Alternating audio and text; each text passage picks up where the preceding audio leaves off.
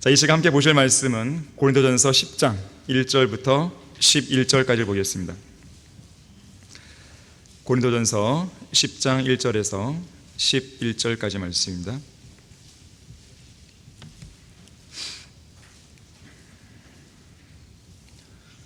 자, 1절부터 보시면, 형제들아, 이제 나는 너희가 모르는 것을 원치 아니하노니 이는 우리 조상들이 모두 구름 아래 있었고 모두 바다를 통과하였으며, 홍해를 건넌 것이죠.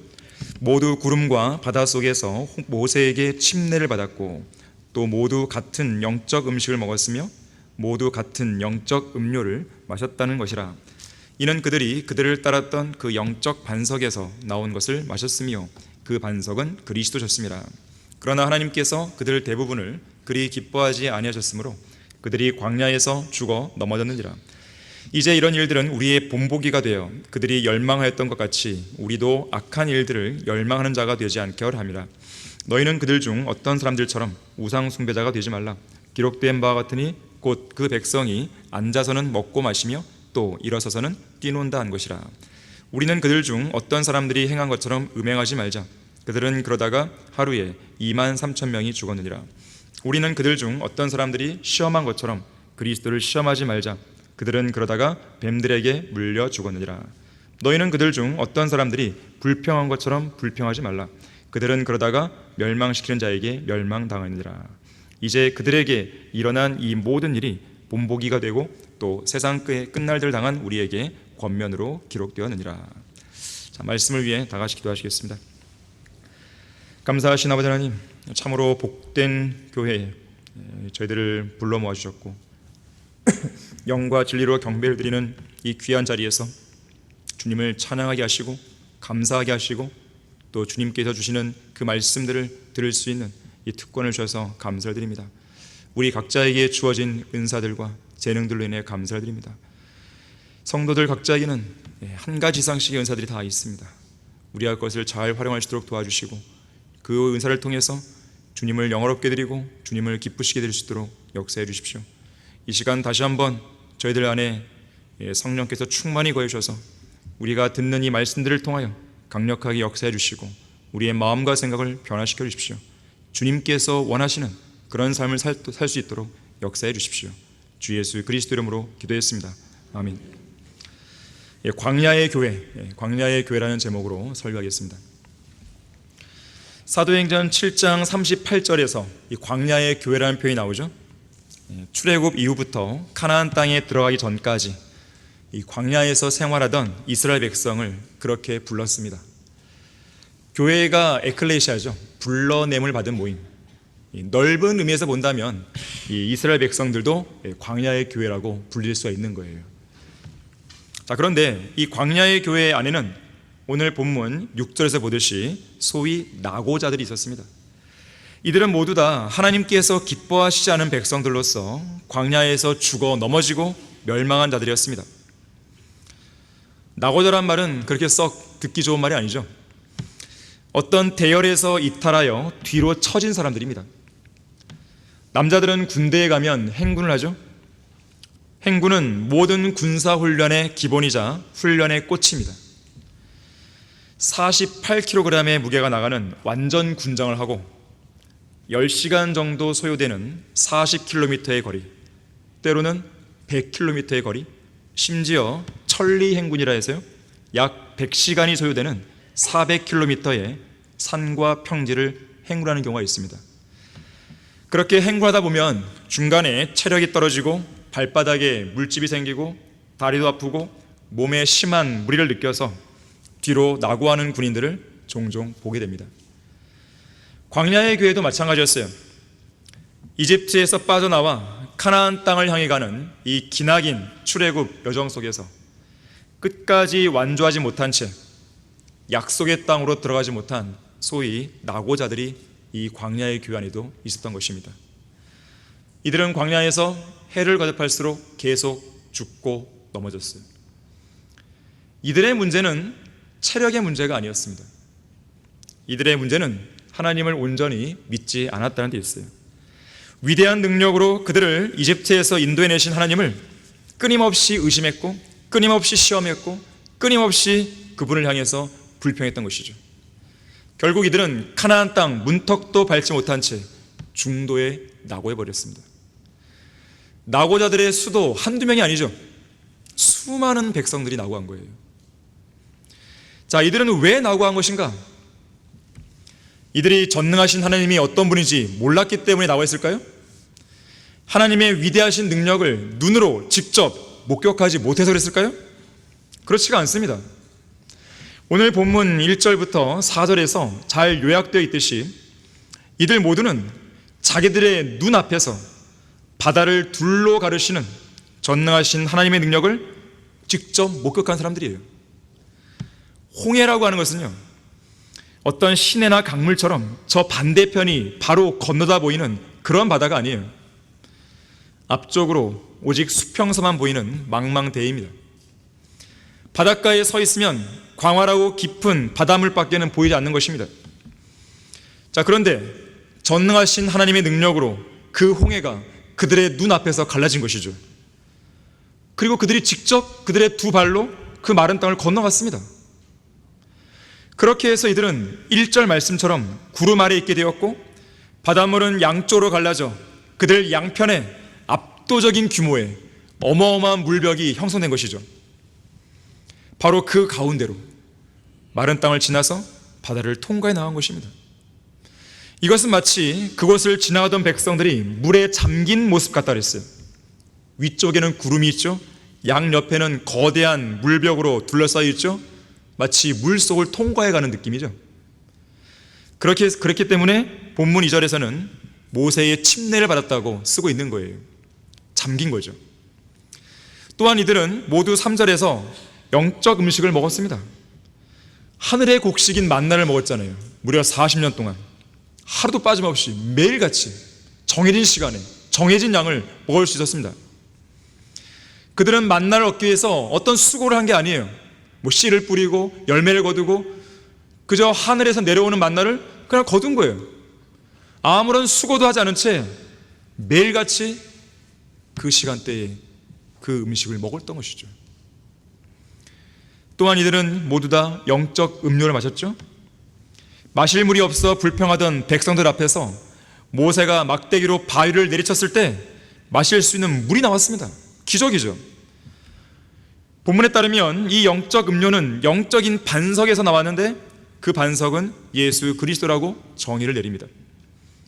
물은 반석을 내리쳐야만 나오는 거예요.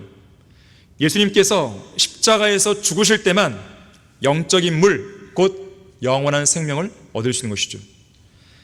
자, 그야말로 아무것도 없는 광야에서 200만 명 이상 되는 사람들이 먹어야 할 만나의 양, 마셔야 할 물의 양을 감안해 보면 그야말로 하나님께서는 그들 앞에서 위대한 능력을 행하신 거예요. 그들이 직접 그걸 본 거죠. 중요한 것은 이런 위대하고 놀라운 일들을 백성들 가운데 일부 사람만 경험한 게 아니라는 거예요. 모세와 아론만 경험한 게 아닙니다.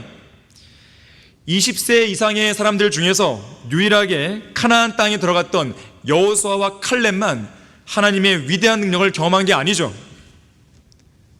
200만 명 이상 되는 그들 모두가 똑같이 동일한 시간과 동일한 장소에서 전능하신 하나님의 능력을 경험한 거예요. 자, 그런데 이 동일한 경험을 했던 그들 중에서 어떤 사람은 하나님을 온전히 신뢰했고 어떤 사람은 걸려 넘어진 거예요. 특히나 그들 대부분을 하나님께서 기뻐하지 않았다고 했습니다. 본문 5절에서요. 하나님께서 그들 대부분을 그리 기뻐하지 아니하셨으므로 그들이 광야에서 죽어 넘어졌느니라. 그 모든 놀라운 일들을 직접 그냥 들은 것도 아니고 직접 몸소 경험했던 이스라엘 백성들 대부분이 광야에서 죽어 넘어졌단 말이에요. 도대체 이유가 무엇입니까? 왜 그들은 하나님의 능력을 그렇게 직접 경험했으면서도 왜 광야에 낙오가 된 것이죠? 자, 이 시간 우리는 그 이유를 상고해 봐야 됩니다. 그리고 광야의 교회로부터 우리는 교훈을 얻어야 되는 것이에요. 자, 광야에 낙오자가 되지 말라. 첫 번째로 악한 일들을 열망하지 말아야 됩니다. 본문 6절입니다. 이제 이런 일들은 우리의 본보기가 되어 그들이 멸망했던 것 같이 우리도 악한 일들을 열망하는 자가 되지 않게 하려 함이라. 자, 이것이 바로 광야의 낙오자들의 가장 큰 문제였어요. 그들을 이집트로부터 구속하시고 전능하신 능력으로 인도해내신 하나님을 열망하지 않고 오히려 악한 일들을 열망한 것, 이것이 바로 근원적인 문제였습니다. 악한 일들을 열망하는 사람들은 악한 일들에 온 마음과 열정과 열심을 쏟아놓게 됩니다. 세상 사람들 대부분은 무언가에 열심을 내며 살아가죠. 바꿔 말하면 무언가에 미쳐서 살아갑니다. 심지어 악한 일들을 계획하는 사람들조차도 그 악한 일을 완벽하게 수행하기 위해서 열심을 내죠. 범죄의 증거와 흔적을 완벽하게 지우기 위해서 알리바이를 조작하죠. 돈을 열망하는 사람들이 있고 술과 담배, 섹스, 도박 등에 열심을 내는 사람들이 있죠. 바둑, 낚시, 등산, 조기축구, 영화, TV, 스마트폰, 아이돌 그룹, 연예인, 스포츠스타, 이런 것들에 열심을 내는 사람들이 있죠. 심지어 종교와 종교활동이나 의식에 미쳐있는 교인들도 있죠. 흔히들 남자들은 정치나 스포츠에 열심을 내고 여자들은 쇼핑이나 드라마 시청에 열심을 낸다고 하죠. 자, 그러나 무언가에 미쳐 있으려면 제대로 미쳐야 됩니다. 구원받은 성도는 이런 세상적인 것들과는 무관하게 살아야 됩니다. 우리가 열망해야 하는 대상은 우리를 죄로부터 구속하신 예수 그리스도가 되어야 돼요. 우리를 지옥에서 건져내신 주님을 열망해야 됩니다.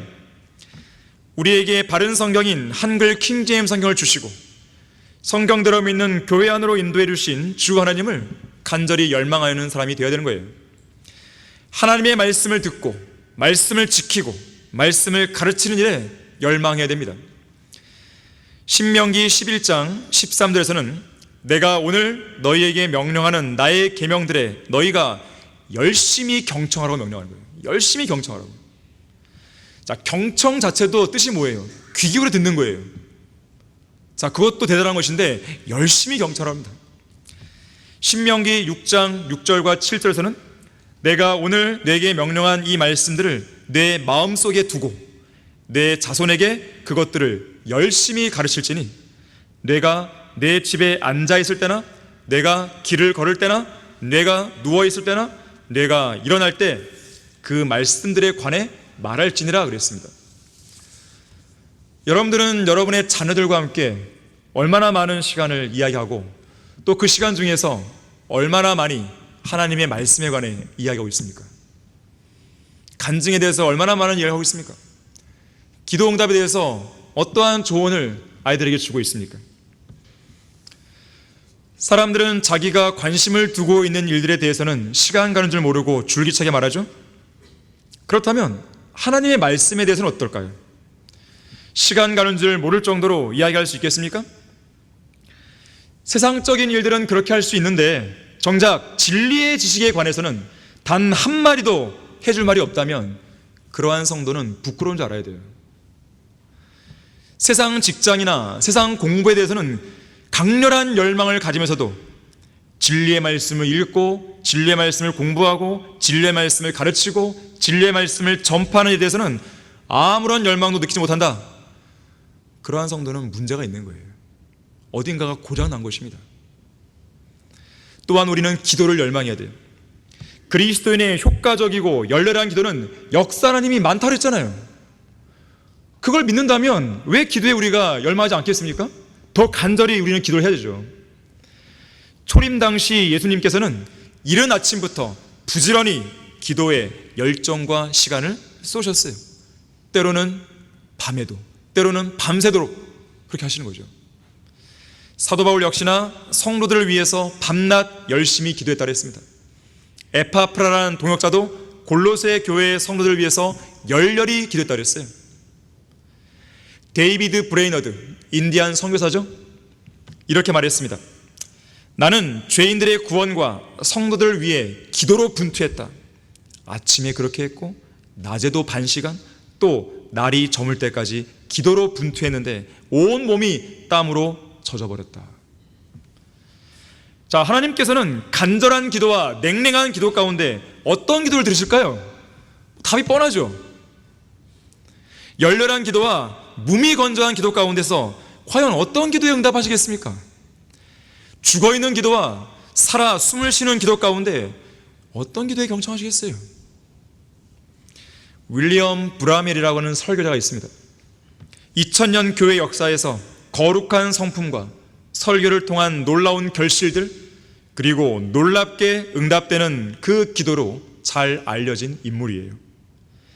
그는 한 번 기도했다면 여러 시간 기도했고 매일같이 무릎으로 살았습니다. 윌리엄 브라멜 설교자는 한 줄기 불꽃처럼 순회 설교를 하러 돌아다녔는데 그 불꽃은 그가 기도로 보냈던 시간으로 활활 타올랐다 그래요.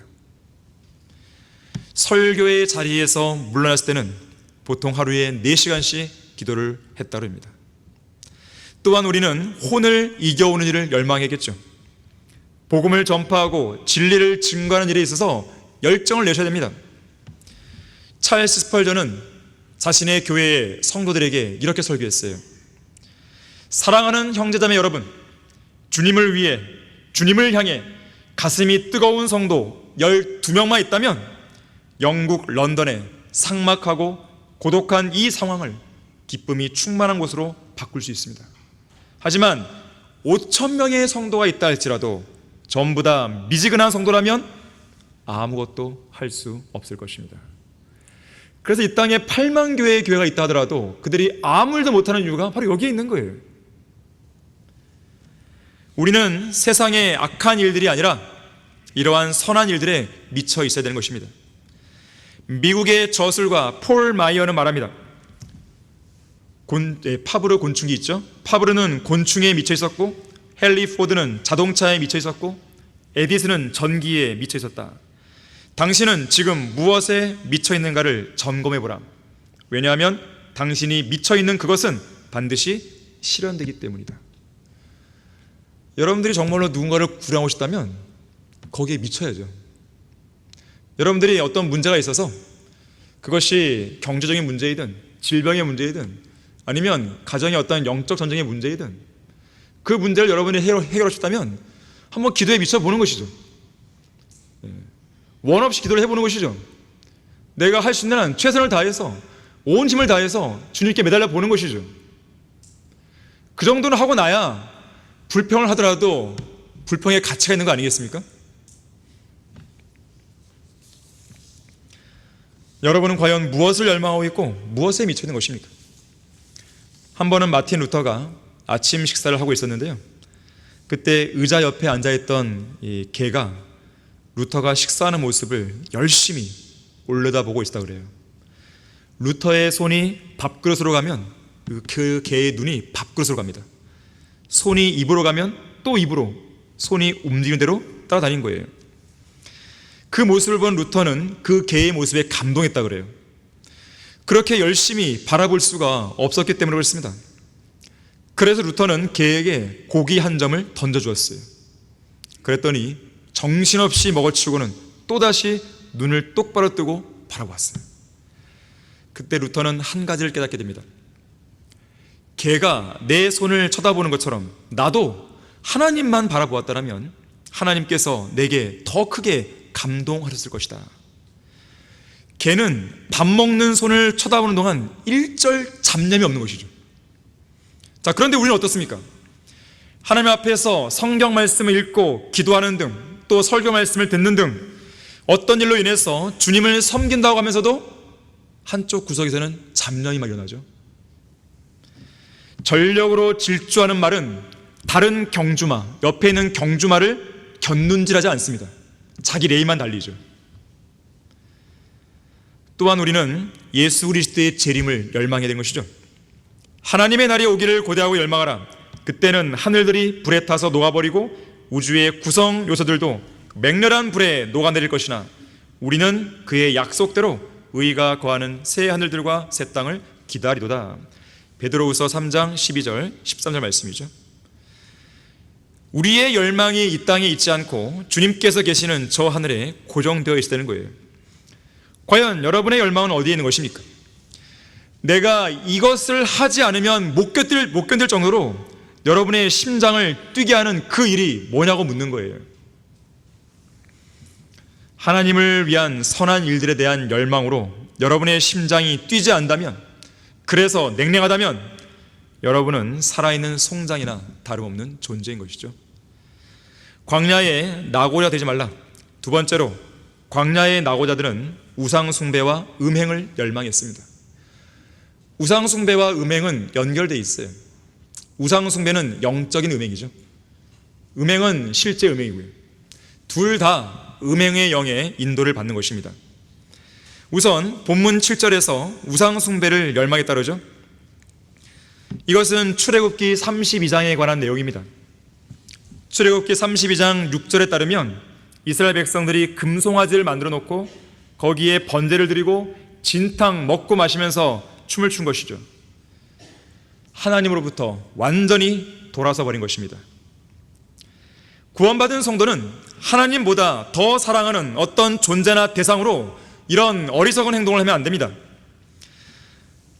꼭 어떤 형상을 갖다 놓고 절해야만 우상이 되는 건 아니에요. 사무엘상 15장 23절에서는 완고함이 우상 숭배와 같다 그랬어요. 완고한 마음도 우상 숭배예요. 결국 완고했던 사울왕은 하나님으로부터 버림받았죠. 골로새서 3장 5절에서는 탐심이 우상 숭배라 그랬어요. 마음이 탐심으로 가득 차면 우상 숭배를 하고 있는 거예요. 왜 그럴까요? 그 자리에는 하나님이 안 계시기 때문에. 내가 주님을 위해서 절대로 포기하지 못하는 그 무언가가 있다. 그것이 바로 우상입니다. 어떤 사람은 돈을 포기 못하죠. 어떤 사람은 명예를 포기 못하죠. 어떤 사람은 세상에서의 성공을 포기 못하죠. 직장을 포기 못하죠. 자신의 사업을 포기 못하죠. 어떤 사람은 자녀들을 포기 못하죠. 어떤 사람은 남편이나 아내를 포기하지 못하죠. 물론 남편과 아내와 자녀를 왜 버리겠습니까? 상대적인 개념이에요. 그들보다 주님을 더 사랑하냐 이거예요. 또한 어떤 고난이나 문제가 생겼을 때 가장 먼저 찾는 대상이 하나님이 아니라면 역시 그것도 우상이에요. 그리스도인은 문제가 생기면 곧바로 주님 앞에 엎드려야 되는 거예요. 기도해야죠. 그렇게 하지 않고 자신의 머리로 문제를 해결하려거나 주위에 다른 사람의 도움을 먼저 생각하면 그건 역시 우상인 겁니다. 또 있어요. 지금 자신의 마음을 가득 채우고 있는 존재가 주님이 아니라면, 주님을 대신해서 마음을 가득 채우고 있는 무언가가 있다면 그것도 우상인 것이죠. 경배는 하나님 한 분만으로 마음을 가득 채우는 거예요. 이 시간 여러분들의 마음이 다른 세상의 일들로 가득 차 있다면 여러분은 지금 참된 경배자가 아니라 우상 숭배자로 이 자리에 앉아 있는 거예요. 자, 그리스도인이면서도 우상 숭배를 일삼는 성도들은 어떻게 되는 걸까요? 자, 우리 다 같이 고린도전서 6장 9절 10절 보겠습니다. 6장 9절 10절입니다.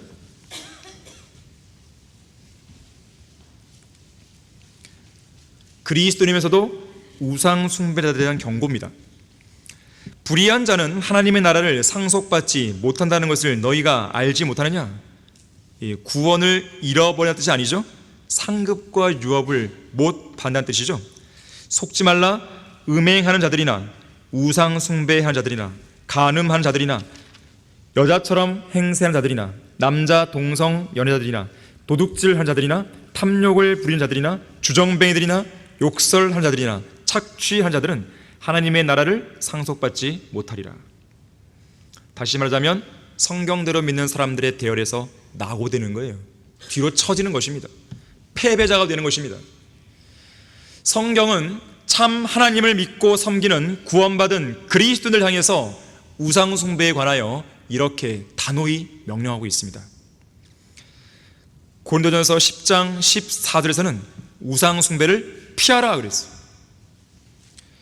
10장 7절에서는 우상 숭배자가 되지 말라 그랬어요.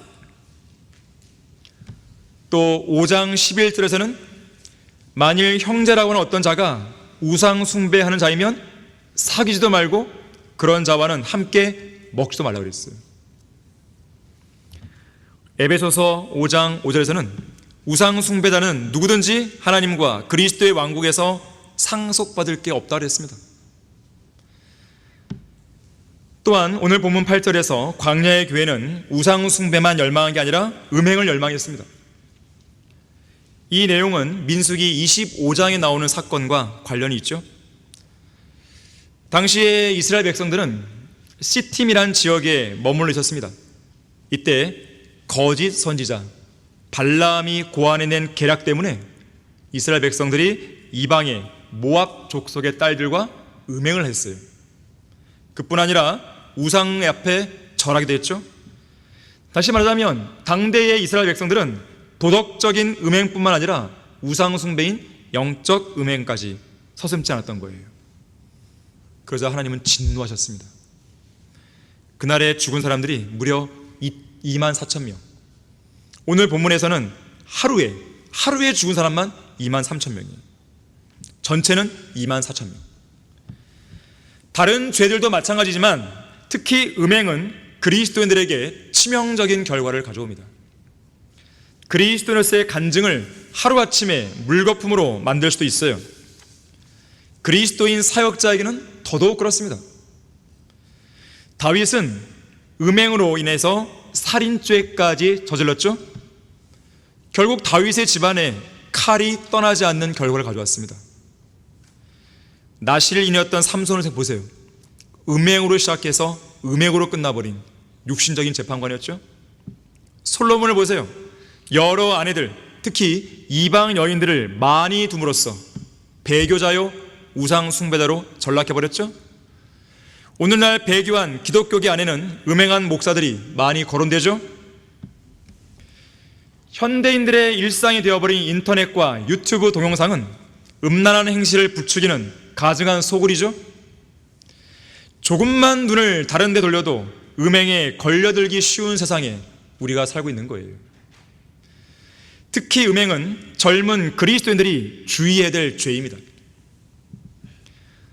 과거 미국의 밥존스 대학교에서는요, 남녀 학생들 간의 접촉에 대해서 상당히 엄격했다고 합니다.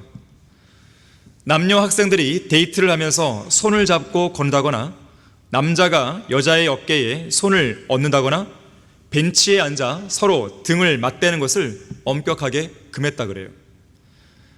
어떤 사람들은 이것을 두고 너무 지나친 거 아니냐고 요즘 같은 세상에서 그렇게 불평을 늘어놓기도 하지만 오늘날 세상 교회들 안에서까지 남녀 간에 갖가지 불미스러운 일들이 빈번하게 일어나는 것을 보거나 사회적으로 무질서하고 부도덕한 소위 말하는 혼외 정사, 혼전 관계, 가늠과 음행이죠.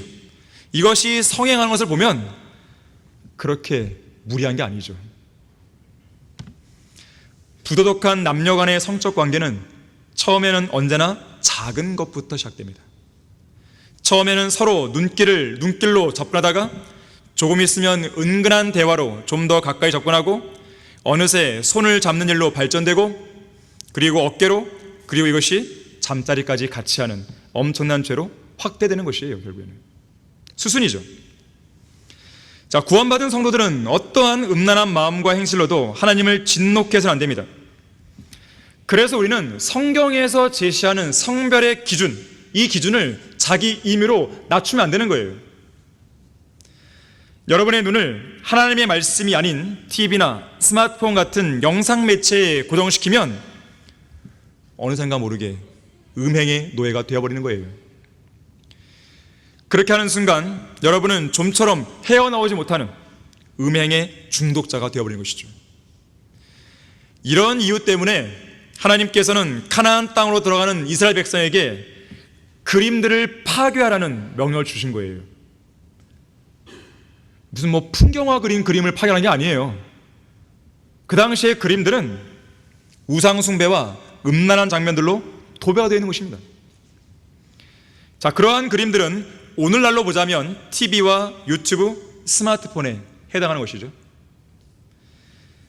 미국 디트로이트의 한 신문사가요, 어떤 작은 도시에 사는 120개 가정에 TV와 관련해서 한 가지 제안을 한 적이 있었습니다.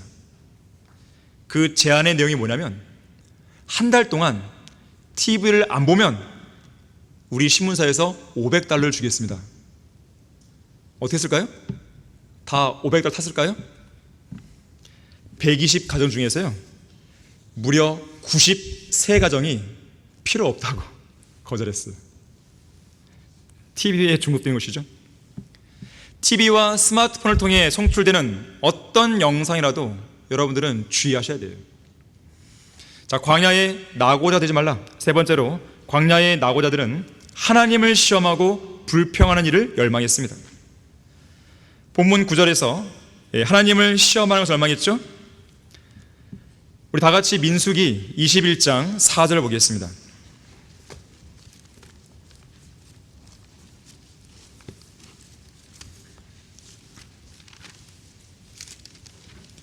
민수기 21장 4절 말씀을 보시면요,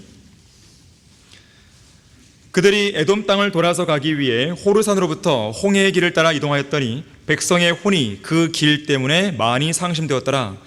백성이 하나님과 모세를 거역하여 말하기를, 어찌하여 당신들은 우리를 이집트에서 데리고 나와 광야에서 죽게 하나이까? 여기는 먹을 것도 없고 물도 없으니 우리 혼이 이 보잘것없는 음식을 싫어하나이다. 만나를 싫어한 것이죠. 하였더니 주께서 불뱀들을 백성 가운데로 보내시어 그것들이 백성들을 무니 많은 이스라엘 백성이 죽으니라. 자, 백성들은 하늘에서 떨어지는 만나만 먹는 것에 실증났습니다.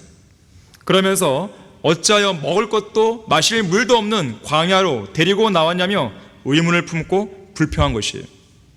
자, 이것이 바로 하나님을 의심하고 시험하는 행동입니다. 그러다가 이들은 뱀들에게 물려 죽은 것이죠. 하지만 하나님의 자비하심으로 모세가 놋새로 뱀을 만들어 장대에 매달았고 그것을 쳐다본 사람은 또 살 수 있었습니다. 자, 이 세상에서 가장 어리석은 사람은 하나님을 시험하는 사람들이에요. 하나님께서는 시험을 당하시는 분도 아니기 때문에 하나님을 시험하는 사람만 손해를 보는 것이에요. 출애굽기 17장 7절에 따르면 이스라엘 백성들이 그런 말을 하죠. 과연 하나님께서 우리와 함께 계시는가 안 계시는가? 아니, 지금까지 홍해를 건너게 하신 분이 누군데 그런 질문을 한단 말이에요. 하나님께서 기도에 응답하시는가 아닌가? 이렇게 말하는 사람도 하나님을 시험하는 것이죠. 하나님의 능력을 제한하는 사람들 역시 하나님을 시험하는 사람들입니다. 자신의 정욕을 따라 구하는 자들 역시나 하나님을 시험하는 사람들이죠. 이 죄를 짓더라도 하나님께서 그냥 넘어가실까? 다른 사람들도 다 죄를 짓는데 한 번쯤은 괜찮겠지. 역시나 하나님을 시험하는 사람들이에요. 하나님의 말씀을 지키지 않는 사람들도 하나님을 시험하는 사람들이에요. 불순종인 걸 뻔히 알면서도 안 지킨다면 그건 하나님을 시험하는 것이죠. 하나님을 시험하는 것은 하나님의 마음을 불쾌하게 해드리는 가증한 죄입니다. 그래서 신명기 6장 16절에서 주 너희 하나님을 시험하지 말라 그랬어요. 또한 오늘 본문 10절에서 광야의 교회는 불평을 열망했습니다. 이스라엘 백성들은 광야 생활 내내 불평했죠. 불평이 끊이지 않았습니다. 최소 10번 이상 한 것이에요. 불평과 하나님을 시험하는 것은 광야에 있던 이스라엘 백성들을 고질적으로 따라다녔던 문제였어요. 불평은 모든 배교의 씨앗입니다.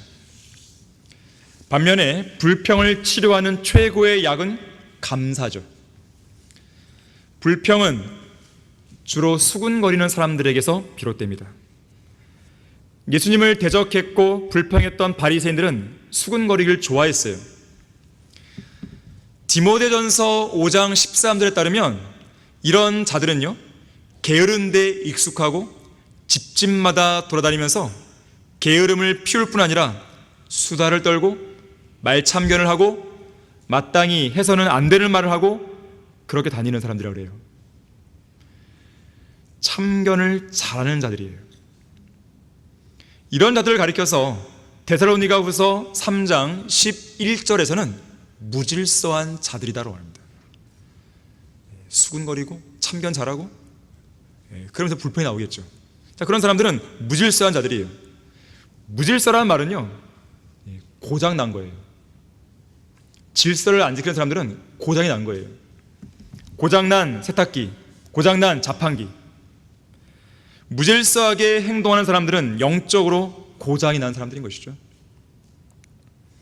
하나님께서는 가정에도 질서를 주었고, 학교에도 질서를 주었고, 직장에도 질서를 주었고, 국가에도 질서를 주었고, 그리고 교회에도 질서를 주신 것이에요. 질서를 어긋나게, 질서에 어긋나게 하는 사람들은 무질서한 사람들이고, 그들은 영적으로 고장난 사람들입니다. 이 성경대로 믿는 지역교회 안에서도 그런 질서를 지키지 못하는 사람들이 있는 거예요. 최근에 제가 들은 얘기예요. 어떤 지역교회에서는 목회자가 젊어서 그런지 몰라도 서로 이제 이야기할 때 자기가 나이가 많다고 이 의자에 딱 앉고 책상에 다리를 딱 얹어놓고 그렇게 얘기한다는 거예요. 최근에 좀 바로 잡았죠, 그거를. 어떤 교회는요, 교회에 와서 막 장사를 하려고 그래요. 그 자매가 장사를 못하게 하고 권면하니까요, 거기에 대고 막 큰 소리를 치는 거예요, 목회자한테. 질서가 안 잡힌 거죠. 고장난 거예요. 그런 사람은 쫓아내는 것이죠. 그거를 뭐 개별적으로도 아니고 공개적으로 교회 안에서. 그건 가만 놔두면 안 됩니다. 교회는요, 하나님께서 주신 권위가 있는 거예요. 질서가 있는 거예요. 여기는 뭐 나이에 따라 되는 게 아닙니다. 하나님 주신 어떤 영적 권위, 말씀의 권위, 거기에 따라서 우리는 순종하는 사람들이죠. 그리고 이 불평에 따른 수근거림은요, 떳떳하지 못한 자들에게서 시작됩니다. 이런 자들의 특징은 하나님을 섬김에 있어서 겸손함보다는 어떻게 하면 내가 사람들에게 인정받을 수 있을지, 어떻게 하면 나의 뜻대로 교회를 좌지우지할 수 있을지, 이런 생각으로 가득 차 있어요. 이런 자들은 권면을 해도 받아들이지 않는 것이죠. 옳지도 않고 어떤 문제에 대한 확실한 정보도 갖고 있지 않으면서 마치 자기 자신만 다 아는 것처럼, 자기 자신만 옳은 것을 알고 있는 것처럼 스스로를 의로운 사람으로 추켜 세우며 불평하고 수군거리는 것이에요. 지역교회 안에서 제일 한심하고 제일 저를 화나게 만들고 제일 이해가 안 되는 사람이 쓸데없는 말로 연약한 지체들을 혼란케 하고 실족시키는 사람들이에요. 아니, 비싼 밥 먹고 할 일이 그렇게 없을까요? 할 말이 그렇게 없을까요? 할 말이? 어떻게 하면 앞에 있는 지체를 세워줄 수 있을까? 도와줄 수 있을까? 기도를 해줄 수 있을까? 아니, 그런 것도 생각을 해도 어마어마한 양이 많을 텐데 그렇게 할 일 없을까요? 이런 사람들은 불평하고 수군거리를 좋아해요. 교회 안에서 몰래 자기들끼리 수군거리는 것이죠. 여러분은 절대로 그러시면 안 돼요. 성도들 간의 교제는요, 어떤 끼리끼리만 존재하면 안 됩니다. 누구라도 교제할 수 있는 거예요. 왜요? 같은 영이잖아요. 같은 생각이잖아요. 같은 사랑이잖아요. 같은 말씀이잖아요.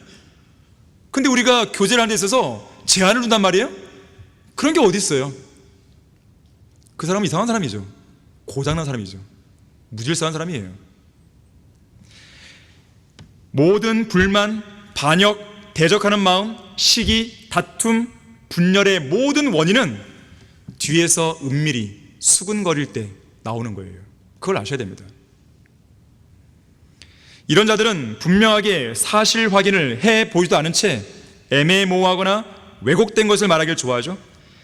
객관적인 사실, 팩트를 말하기보다는 자신의 주관적인 해석에 따라 내려진 결론을 마치 사실인 양 떠들어대는 거예요. 아주 그럴듯하게 포장하는 거죠. 제가 이 자리에서 확실하게 말해두지만요, 수군거리는 것은 죄입니다.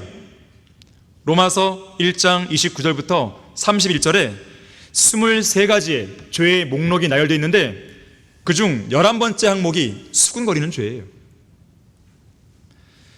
잠언 16장 28절에서는 마음이 비뚤어진 사람은 다툼을 심고 수군거리는 자는 친한 것들을 갈라 놓는다 그랬어요. 어떤 문제에 대해서 궁금하면요, 그 문제를 잘 알고 있고 또 그 문제를 해결하는 과정에서 직접 관여했던 그 당사자에게 가서 물어보면 되는 거예요. 아무것도 모르고 또 간접적으로만 들었던 사람들에게 답을 구하려도 답을 못 구하는 거예요. 그건요, 따질 문제가 있다면 그 당사자에게 가서 당당하게 공개적으로 정중하게 따져야 되면 돼요. 뒤에서 얘기할 필요가 없는 거예요. 자신이 직접 보지도 않았고 듣지도 않았고 경험하지도 않은 문제를 가지고 제3자, 그것도 교회 바깥에서 배회하는 배교자들로부터 들은 그 이야기를 가지고 교회 안에서 이러쿵저러쿵 수군거리면 안 되겠죠. 타당한 성경적 근거도 없이 교회와 하나님의 사역을 폄훼하고 때로는 저에 대해서, 때로는 소중한 지체들에 대해서, 때로는 지금 이 땅에 계시지도 않은 이송호 목사님에 대해서 왜곡된 말을 하고 불평하며 수군거리는 성도가 있다면 제가 단언하지만 그 사람을 용납할 수 없습니다. 그거는 다른 이유가 아니에요. 교회를 지키기 위한 것입니다. 교회 안에 선한 성도들을 지키기 위한 것이에요. 교회는 그런 불평하기를 좋아하는 사람들을 전혀 몰라서 가만 놔두는 게 아닙니다. 기다리는 거예요. 사랑과 인내로 기회를 주는 거예요. 실수할 수 있잖아요, 사람들이. 그렇잖아요. 주님 안에서 올바로 깨닫고 돌이키기를 기다리는 거예요. 그 사람이 잘하고 있구나, 그걸 방관하는 게 아니란 말이에요. 모르는 게 아니에요, 교회가. 자, 그런 사람은 이 교회에 남아서 왜곡된 말로 이러쿵저러쿵 수군거리며 지체들을 혼란케 하거나 실족시키고 있을 필요가 없죠. 그냥 혼자 나가면 되는 거예요. 근데 그런 사람들 꼭 혼자 안 나갑니다. 동조자를 꼭 데리고 나갑니다.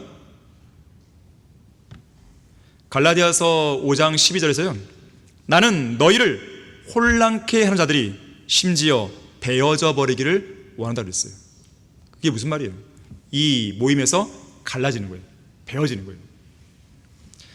왜 교회 안에서 쓸데없는 말들로 지체들을 실족시키고 지체들 간에 이간질하는 것이에요? 여러분은 누군가가 다가와서 너만 알아, 이런 사람 조심해야 돼요. 그 사람도 문제가 있는 거예요. 그런 말을 듣거든 그 사람이 입을 딱 막아야 돼요. 아니, 교회에다가 떳떳하게 말할 수 없는 거라면 나한테도 얘기하지 마, 그렇게 하셔야 되는 거예요. 그게 정상이에요. 그게 그 사람을 살리는 길입니다. 언젠가 이송호 목사님께서요, 이재명 사건이 일어났을 때, 이재명은 신학교에서 학생들을 가르치는 강사니에요. 이재명이 마귀의 사주를 받아서 영적 권위에 대적하여 60여 명의 배교자들을 데리고 이 교회를 떠났을 때 이송호 목사님은 이렇게 권면했어요.